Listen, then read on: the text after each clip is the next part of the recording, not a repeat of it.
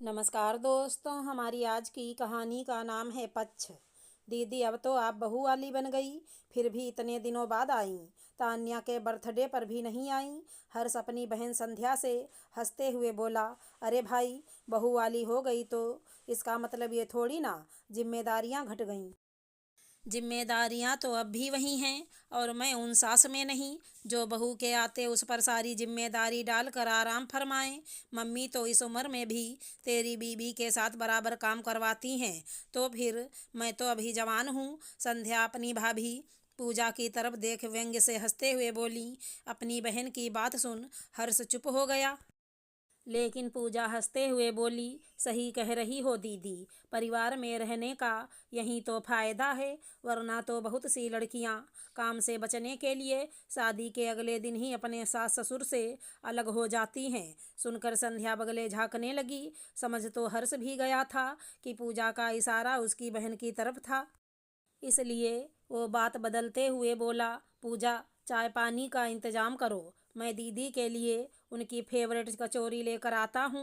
कहकर हर्ष बाहर निकल गया और पूजा रसोई में चाय बनाने चली गई। उसके जाते ही माँ बेटी ने चैन की सांस ली। संध्या की मम्मी धीमी आवाज़ में बोली, अब बता संध्या, ऐसी क्या नाराज़गी जो 6 महीने में अब आई है?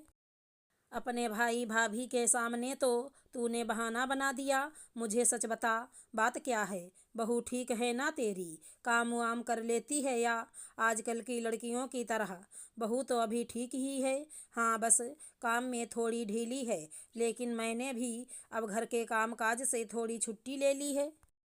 बताओ, सारी उम्र हमने काम किया, अब बहुओं के सामने भी काम करें क्या? और वैसे भी जब उसके ऊपर काम छोड़ूंगी तभी तो काम करना सीखेगी। बिल्कुल सही करा तूने। तेरी भाभी को भी तो कहाँ कुछ आता था, और अब भी इतनी चुस्त नहीं। लेकिन मैंने भी इनके आने के बाद एक तिनका ना उठाया। इनका घर करें अपने आप। पूजा की सास मुंह बिचकाते हुए बोली, और मम्मी, तुझे तो पता है हमारे मोहल्ले और घर परिवार की औरतों का हाल। बहू को एक पल के लिए भी अकेला नहीं छोड़ सकती। पता नहीं कब कौन आकर उसे उल्टी सीधी पट्टी पढ़ा जाए, इसलिए ही तान्या के जन्मदिन पर नहीं आ पाई। आज भी बेटे की छुट्टी कराई है कि घर पर इसके साथ ही रहना, और कोई आए तो कह देना मम्मी और बहू घर पर नहीं है। संध्या मुस्कुराते हुए बोली, हाँ संध्या, यह तूने बिल्कुल सही किया। घर परिवार वाले ही सबसे ज़्यादा सिखाते पढ़ाते हैं घर की बहू को। घर में आग लगाने में तनिक देर नहीं करते। तभी उसे पूजा के आने की आहट सुनाई दी, इसलिए उन्होंने संध्या को इशारे से चुप करा दिया। लेकिन अपनी सासू माँ और ननद के उच्च विचार उन दोनों के ना चाहते हुए भी उसके कानों में पड़ ही चुके थे। उन दोनों की घटिया मानसिकता देख पूजा को हैरानी कम गुस्सा ज़्यादा आया। जो उसकी सास उसके साथ करती थी, वहीं उसकी ननद अपनी बहू के साथ कर रही है। उसकी सास ने भी कभी काम नहीं कराया उसके साथ, लेकिन लोगों के सामने डींगे हाँकने से पीछे नहीं हटी। हमेशा उनकी जुबान पर एक ही बात, मैं तो इस उम्र में भी बहू के साथ बराबर काम कराती हूँ। सच्चाई तो उन्होंने अभी अभी अपने मुंह से कबूल की। सचमुच उसके आने के बाद कभी उन्होंने तिनका भी नहीं उठाया। बीमारी की हालत में भी उसे खुद ही खाना बनाना पड़ता था, क्योंकि उसके बीमार होते ही सासू माँ के पास काम से बचने के 100 बहाने तैयार रहते, और बीमार तो वो उससे ज़्यादा नजर आने लगती। इसलिए पूजा बहस में ना पड़कर हर्ष की मदद से खुद ही काम कर लेती। पहले पहले तो हर्ष भी अपनी माँ का ही पक्ष लेता था, लेकिन बाद में उसे भी अपनी माँ की आदतों और बहानों की अच्छे से समझ आ गई थी। लेकिन वो उन्हें भी क्या कहता। नमस्कार दोस्तों, हमारी आज की कहानी का नाम है बचत। मेरा बेटा हाड़ तोड़ मेहनत करता है, तब जाकर घर में पैसे आते हैं बहू, और तुम उन पैसों से खरीदे हुए सामान को यूं बर्बाद कर रही हो। अभी कितना कुछ दे दिया तुमने काम वाली को। बहू अक्षरा को लताड़ लगाते हुए कमला जी को बड़ा सुकून आता।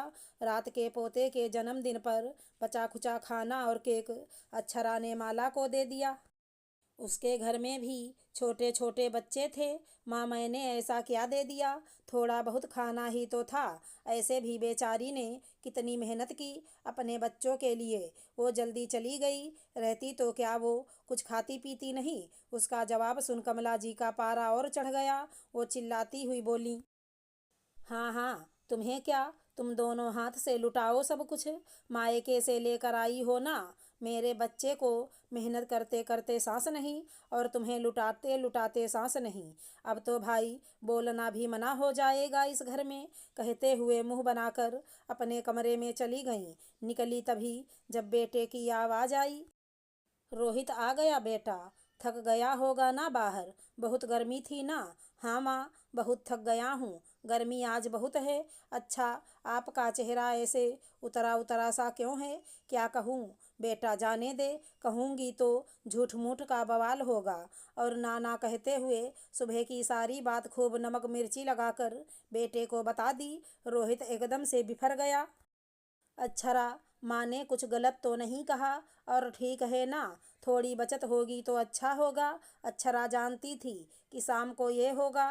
वो तैयार थी। आज एक बड़ा सा लिस्ट रोहित के हाथ में देकर बोली, मानती हूँ रोहित, तुम बहुत मेहनत कर कमाते हो, लेकिन मैं भी घर में बैठी नहीं रहती, और कुछ फैसले करने का अधिकार मुझे भी है ना।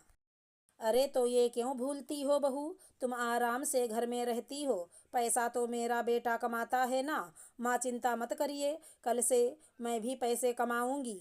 देखिए तो, आपके बेटे को वही हिसाब दिया है। मैं रोज़ काम करती हूँ। मैं एक रसोइया हूँ, धोबी हूँ, बच्चों के लिए ट्यूशन टीचर हूँ, बच्चों की और आपकी केयर टेकर हूँ, घर की चौकीदार भी हूँ। सभी की सैलरी मैंने लिख दी है। अब मुझे भी मेरे काम के पैसे मिलेंगे, और फिर मैं अपने फैसले खुद करूँगी। ठीक है ना रोहित? रोहित ने मुस्कुराते हुए उसे देखा और आंखों ही आंखों में माफ़ी मांग ली। फिर माँ से बोला, माँ सही तो है, आप भी एक हाउसवाइफ थी। क्या आप नहीं जानती कि कितना कुछ करना होता है एक औरत को? अगर मैं बाहर जाकर अच्छे से काम कर पाता हूँ तो सिर्फ इसलिए कि अक्षरा आपको और बच्चों को अच्छे से संभालती है। इस लिहाज से देखा जाए तो मुझसे भी ज़्यादा महत्वपूर्ण काम कर रही है। क्यों माँ, ये सही नहीं है? हाँ ये तो है बेटा, लेकिन फिर भी थोड़ी बचत करनी होती है ना। कमला जी ने खिसियाते हुए कहा तो अक्षरा बोली, माँ मैं किसी को ऐसे कुछ नहीं दे देती ना। आपने देखा कल माला ने कितनी मदद की मेरी। सारे नाश्ते मैंने घर में बनाए क्योंकि उसने मेरी मदद की। अगर बाजार से ले आती तो कितना पैसा लग जाता। तो इस हिसाब से तो मैंने पैसे की बचत की। माला को जो कुछ दिया वो उसके हक का पैसा था।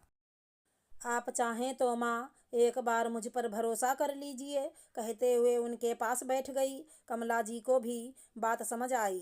उन्होंने अक्षरा को अपने गले से लगा लिया। बहू, शायद मैंने जो अपनी सास से सुना वहीं तुम्हें भी कहने लगी, जबकि मैं भी घर संभालती थी, लेकिन उस मेहनत को समझ नहीं पाई। अक्षरा मुस्कुराने लगी। अपने लिए आवाज़ उठाने में थोड़ी हिचक तो हुई, लेकिन अब समझ आया कि आवाज़ उठाना कितना ज़रूरी था।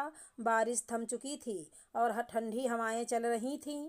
गरम चाय के साथ खिड़की पर बैठी अक्षरा मन ही मन मुस्कुरा रही थी। आज उसके मन को बहुत शांति मिली थी। ऐसा लगा उसने आज अपने अस्तित्व और आत्मसम्मान को पा लिया था। अगर हमारी कहानी पसंद आई हो तो चैनल को लाइक शेयर सब्सक्राइब करें। राधे राधे दोस्तों।